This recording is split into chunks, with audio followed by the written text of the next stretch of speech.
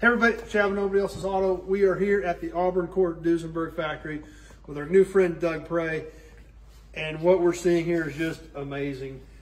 Always been a fan of cords, love the Coffin Oaks cord. My daughter loves the Coffin Oaks cord. I've learned so much about them because of you and your staff and this what you have here and how innovative those cars were. And what we're standing here in front of was one of those unheard of for the times innovations. Yeah, this is a cord 4-speed transmission. And of course, your transmission is always at the back of the engine. Well, this is at the front of the engine, like you can see on that car right there. So it's simply your V8 engine with your transmission turned around backwards. And then it's front wheel drive, so it's got its transaxle unit built into it. So this is what drives the front wheels and makes it front wheel drive. But it's a 4-speed, a manual 4-speed. Automatics didn't exist. So to shift this transmission, you shift it just like you would a typical 4-speed, except it's in front of the car. You don't have a lever. So they had to decide, how can we get a 4-speed to shift? So they designed what they call the pre-select shifter. And the car actually shifts using robotics from 1936. 1936, 1937 is when they did this. So it's got a vacuum cylinder here. The vacuum cylinder will move it frontwards and backwards. And then a vacuum cylinder moving it horizontally goes back and forth. So you get them to work together, and one actuates and then the other one actuates, and you can choose your gear. And like we showed you a minute ago, you can see you just pre-select the gear you want. So you don't shift it in your car. You don't push in your clutch and shift it. You do it backwards. You put it in the gear you want, then you push in the clutch, and then you wait, and the robotics shifts it into the gear you want. So you pre-select the gear. And it's hard for people to get used to because you think, I got to push in the clutch and shift. And said, no, I'm going to shift and push in the clutch. So you kind of have to get used to it. But it works really well. When they're right, they're right. The problem is, to get this robot to shift this car for you, it has to go through approximately 150 different points between switches and the wiring and the vacuum and the solenoids and everything that has to work all in conjunction to make this robot shift it. It gets really complicated. And so in the day, if you had trouble with getting your car to shift, the mechanic didn't even know how to work on it because typically it's just manual. It's a manual shift done by a robot, and that is so complex. The technology for 1930s was just unbelievable. So a lot of the cars will come into our shop because they can't get them to shift, and we know cord transmissions. So we can rebuild them, upgrade them, do everything that needs to be done to make them function properly. And when they're right, they're right. They're smooth and they're perfect. But if you stop at a corner and you want to shift down into first and it won't go, what do? You know, you call the rollback. So we try to rebuild these transmissions for people and make them as smooth and operating as perfectly as they can be with using today's technology to solve problems with 30s technology. And you even got reman units right here. Yeah, what we do, we have people, because they have so much trouble with them, we rebuild them, then they can send their transmission in, and then we'll swap it out. Exchange price. So, and not just anybody say, well, I'll just rebuild my own transmission. If you don't know cord transmissions, don't even try to rebuild transmission because they're pretty complex, and I've got a couple of experts that have worked for me that can diagnose and solve all the problems. So that's what it is: front wheel drive on a cord 4-speed transmission shifted by robotics. And this electrical solenoid pack? An electric solenoid with vacuum canister. Vacuum, yeah. So they have to go in vacuum, and again, to make it shift, you activate it with a switch. When you push in the clutch, it triggers that switch and it tells it what to do. So state of the art for the mid-30s. Right, and then these cars too also, and a lot of cars had them. They've got what they call the StarTechs on them, the little box that electronically starts your car. So you don't turn your key in crank, you turn your key on. Then you push in your clutch and it activates the StarTechs and it starts automatically. And the reason for that, if somebody was climbing a hill and your car dies, and you can't manipulate the clutch and everything to restart, all you do when your car dies, push on your clutch, it starts itself again automatically. It's called StarTech, and it starts it for you. So wow. The car will start automatically, it will shift automatically, and there were no automatic cars in existence back then. Well, I believe we saw over there you had a cord engine and transmission sitting as a unit. We've got one out in the car. Let's check that out so everybody can really see what we're talking about as far as that, because it's a completely backwards layout from what you expect.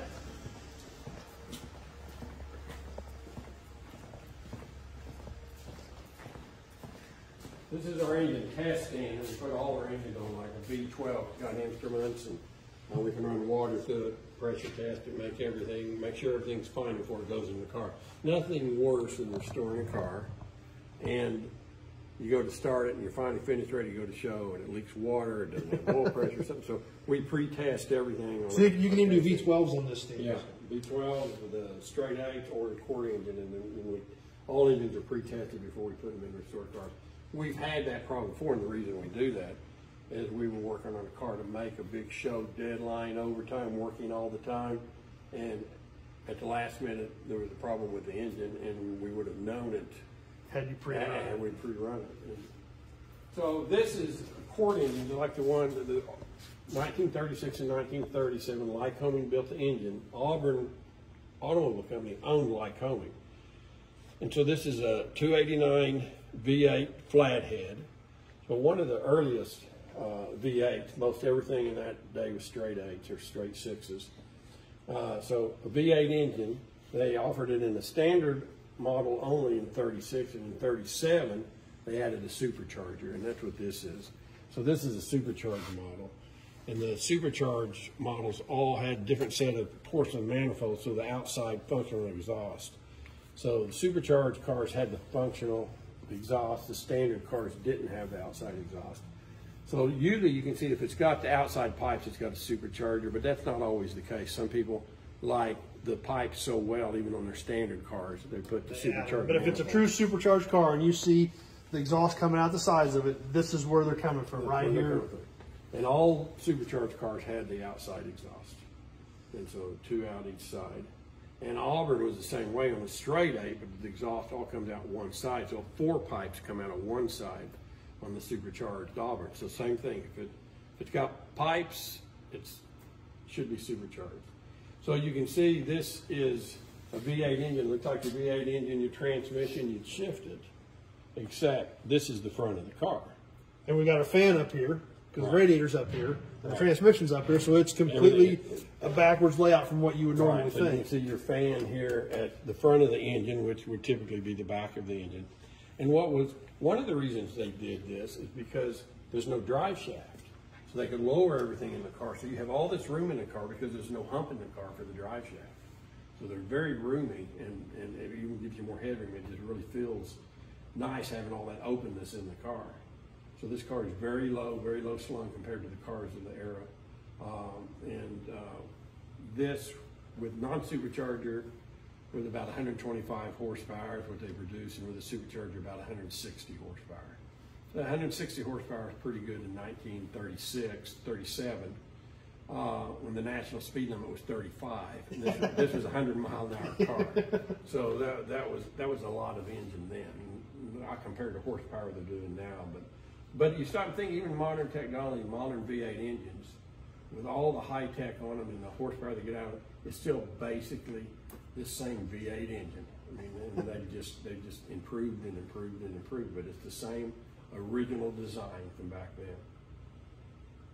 Well, it's super cool, and it's been absolutely amazing here. There's still tons of stuff to see. Can't thank you enough for taking the time with us today and explaining this stuff. I mean, those cords, there's almost a mystery to a lot of people because they were so unique. They're so rare. Even the quote-unquote common 4-doors, they made how many of those? 3,000? Well, total cords, I think there was like the number coming up 2,997 of all cords made. But most of those were the 4-door sedans. So regardless, still not a very common car. No, and then if you get down to the convertibles, some of them we've got one here that's one of 3 built. It's a cabriolet, a 2-seater. And then I've got a 4-door Berlin over here I'll show you next time around that is one of only 6 known. So not a lot of these cars out there, but everybody's seen pictures of them. I mean, you've seen them in magazines, you've seen them on TV. I mean, I'm sure most people have seen the pictures of the Amelia Earhart car, things like that.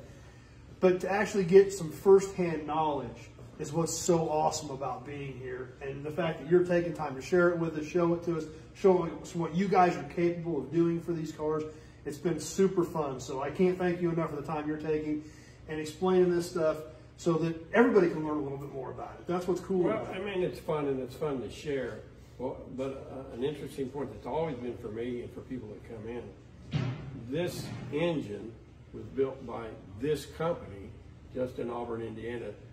So all these expensive high-end cars, our company actually manufactured them. And here we're what's left over of that company after all these years. But my father owned the company that actually manufactured that in the 1930s. You know. And you're still here today. And we're still here today. And you're still taking care of the cars, you're still helping the customers, you have the knowledge, the parts, the services.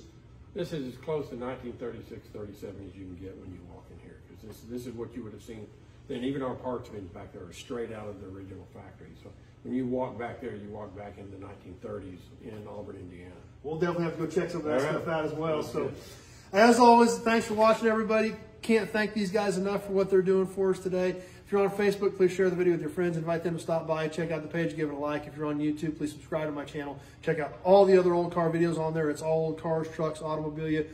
We're getting a ton of cool information here. We're learning about Auburn Cord. We're learning all about Doug's dad, Glenn Prey, and the continuation cars and this brand which continues to service and maintain and take care of these cars.